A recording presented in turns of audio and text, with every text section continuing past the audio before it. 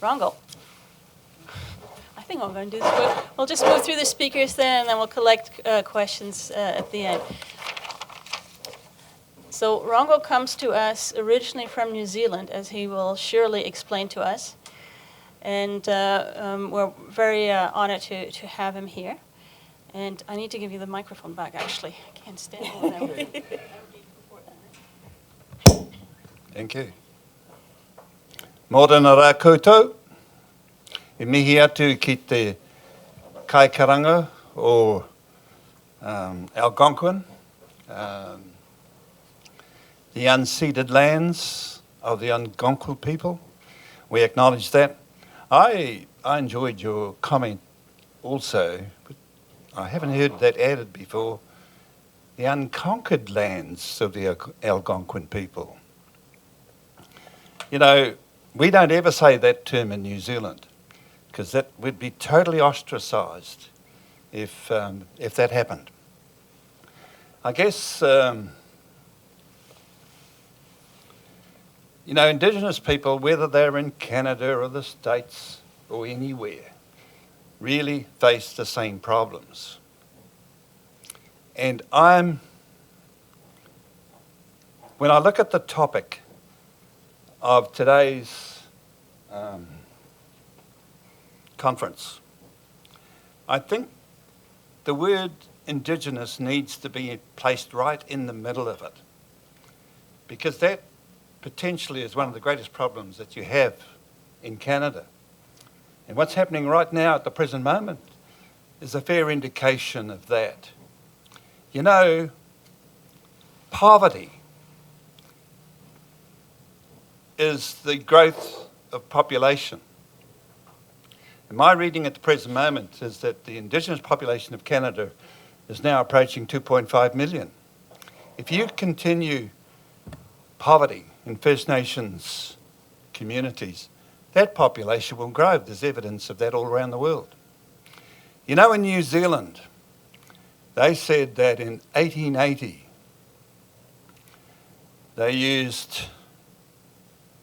our colonial masters used smallpox, they used arsenic, and they talked about the Maori population will soon be extinct. Thank God for that, they're dying like flies. And our population, which was hundreds of thousands, dwindled down to below 40,000. But you know, poverty brought the population back to 700,000. That's what it does. That's what poverty does. And it creates a whole heap of problems that need to be addressed. And so I think when we talk about innovation, and I think particularly, now I've lived now 14 years in Canada and taken a big step to become a Canadian citizen. So I feel that I can say things that probably when I first got here I wouldn't say.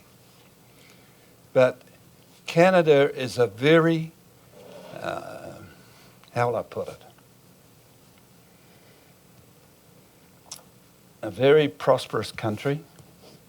It is also a very generous country compared to the one that I come from. I was motivated to come to Canada in 1999 to follow up our Minister of Treaty Settlements when they came up with a policy that for $1 billion they would settle all the tribal claims in New Zealand. And I thought the bee. He came to Canada to advise Canadian government how they could settle all the treaty claims for $1 billion. Well, you know, New Zealand is a cheap-ass country. They've tried to settle all the claims. In fact, they've gone a long way towards it for $2 billion. Yeah? Our tribe, where I come from, had about 20% of the North Island of New Zealand. And I was virtually the leader of our tribe with 35,000, 40,000 people And the government, after 150 years, have taken the best land of the Maniapura people, have suggested a compensation level of 165 million. Yeah. I'm looking at what's happening in Canada, very generous in terms of what you do. But what we had I think what the main problem is, and the previous speaker mentioned it, is education and the access to education and the ability for education to affect change. You know, and when we talk about innovation, you need to go back, because a lot of ideas that happened years ago have never been utilised. You know, institutions find change difficult to make, and some ideas that were put into place years ago have been forgotten about. And never mind about new innovation, think about the things that have evaluated in the past and not been implemented. Now, what I'm referring to is that one of the big changes and differences between Canada and New Zealand is that 25 years ago, we established the first Indigenous university in New Zealand. Yeah? Properly funded like a mainstream university like this one. 25 years later in Canada, you still haven't done it. You know, I look at Ontario as an example and think, well, you know, you have the biggest Indigenous population in Ontario.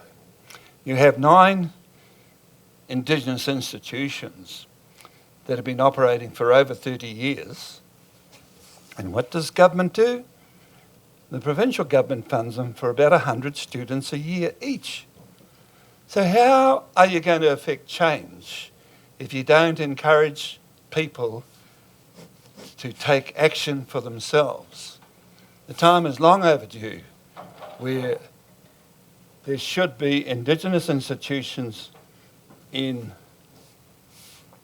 Canada that can carry out the vision of mainstream universities and lift the graduation rate of students right across Canada.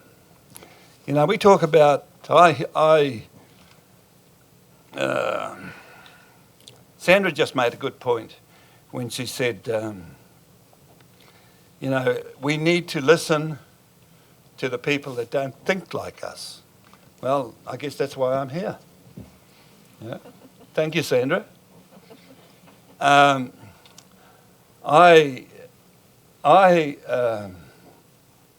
left school with no educational qualifications whatsoever. So I was a second chance learner after I'd brought my farm and had some success in that area. And, you know, 6 miles from where I lived was a prison institution with 1,000 young Maoris locked up in there. And I thought to myself, hell's teeth, I have to do something about that. So I went to the local college. They were kicking Maori kids out of the college onto the streets, and in very short order they'd be in jail. And they said they couldn't do anything about it. I think we should have a talk, you see, because you've really escalated the crime rate in New Zealand. In Canada, I don't think it's 45%. If it is, it's terrible. The minister the other night said 30. 30% is the rate of Indigenous incarceration in Canada. 5% of the population, 30% of the prison population. And in New Zealand, I thought it was really bad when 15% of the population had 50% in jail. You know? So the rate of incarceration in Canada, even when I drop your figures back, is still bad. And there's a huge cost on the taxpayers of this country. Now, what I need to say about an Indigenous university, we created it out of nothing. It took me 15 years of fighting the government and articulating the need for our own Indigenous university, which, with a friend of mine that got his doctorate in the States and came back, a Maori guy, came back and says, Rongo, we have to have our own university. I said, okay, let's do it. So it took 15 years of applications to the government, trying to put up the case to finally get through. When we got through, what we did was opened it up.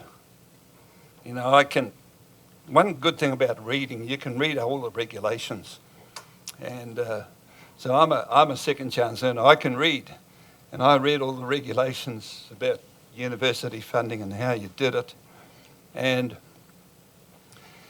when we got accredited as an institution, we were the smallest in New Zealand. We were the smallest. And I reckon that if we put the right policies in place, we would be the biggest in 5 years. And it took 3 years. We went from 1,000 students to 65,000 students, became the biggest enrolling institution in New Zealand with a graduation rate of 80%. The graduation rate for Indigenous people in Canada here is basically 1 out of 5. Now, how can you make change if the institutions in this country, particularly the universities and the colleges, are graduating people at that rate? You see, you have to create an environment that breeds the hope of success. And it's long overdue in this country, in Canada, to have an Indigenous institution with Indigenous staff that acknowledges language, that builds the esteem of students and drives them forward so they can compete equally in the job stakes and eliminate the poverty that currently exists. I think, apart from that, I must say to the Deputy Minister over there, it is a delight to see the Liberal government compared to the one we had before and the actions that they took in terms of Indigenous support. I think that it's very clear to me that when we talk about innovation, we need to look straight into education and make change there that can lift the participation rate of students right across this country. We've done it in New Zealand. Do you know, at the present moment in New Zealand, half the ministers in Parliament are Maori. The Deputy Prime Minister is Maori. The Leader of the Opposition is Maori. We've had to fight. We've had to fight for everything that we gained. And, you know, one of the, perhaps the fighting spirit of Maori is, I think it's best exemplified by the fact that the First World War, because of the colonial attitudes in New Zealand, we refused to go to war. At the Second World War, we thought, hell, we might get done. So they formed the Maori Battalion, and they went to war. And you know what? Hitler complained to the League of Nations that it was unfair to use Indigenous fierce fighters from New Zealand to help them in the war.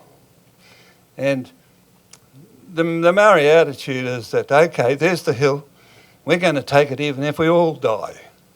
That's how we operated. In our tribe, you know, one of the last battles we had was 300 men, women and kids in a marae, surrounded by 2,000 heavily armed troops from the British Army.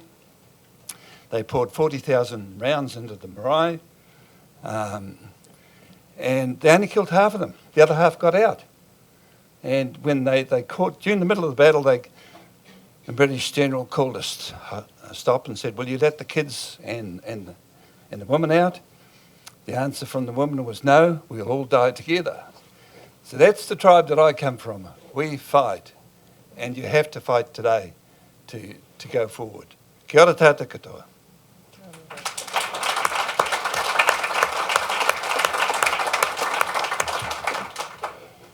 You know, I do want to acknowledge something here. In putting this event together, first of all, thank you so much, Rongo.